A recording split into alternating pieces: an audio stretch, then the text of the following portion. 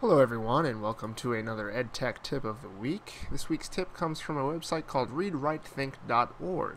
It's a wonderful resource for both teachers and students where you can come and find many different materials for your class, activities, and so on and so forth to help teach your lessons, or if you're a student, to help learn them. So you can see here we have some lesson plans, student interactives, which is where our tip comes from today, as well as some things for professional development.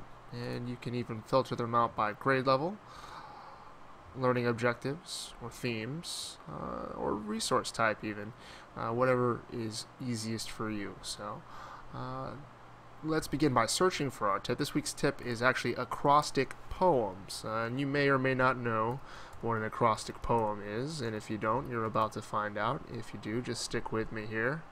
Alright, so we're going to search and go ahead and click go.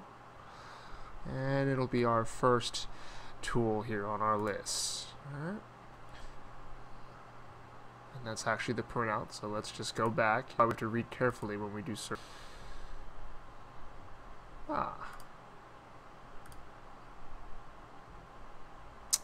And here we go. Acrostic poems. I'm sorry, it's the second result.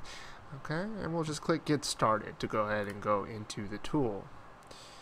Alright, and it's asking what is an acrostic poem, so we'll click here just to see the answer.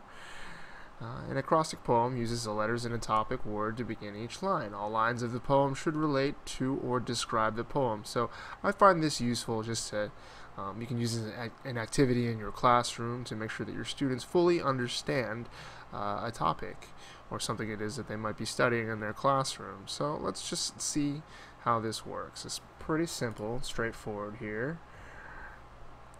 They just ask for our name, so I'll go ahead and type my name in for you. And I'm going to choose song as my topic word, since I am a big fan of music. Alright, and now they're asking us to do a little brainstorming. We need to come up with a list of words or phrases that help describe or remind you of the topic word. Alright, so let's just see. Songs, I think of maybe singing. Some people might describe music as organized noise. Something that starts with the letter N. Yeah, the whole idea is it's supposed to help spell the word that your topic is. So the first letter of each sentence should begin with the next letter in that word, and I'll show you what I mean here in a minute. So it'll give you new music to play, or we'll just write new music here, and hopefully you'll get to play them at some gigs. So that's enough for now, but you can see here they give you 8 spaces to make this happen, and we'll just click continue. And now it's time to create our poem. So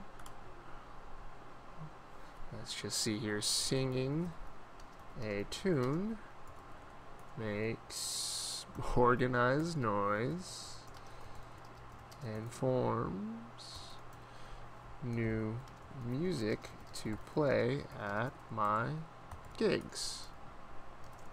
The end. Alright, and you may or may not end your poem that way. It's up to you and your class and how you'd like to organize these projects. And now we'll just click finish, and we have our final product here. And now we can click on zoom just to check it out and see what it's going to look like. And we have a couple options here. We can print it, we can save it, or we can share it.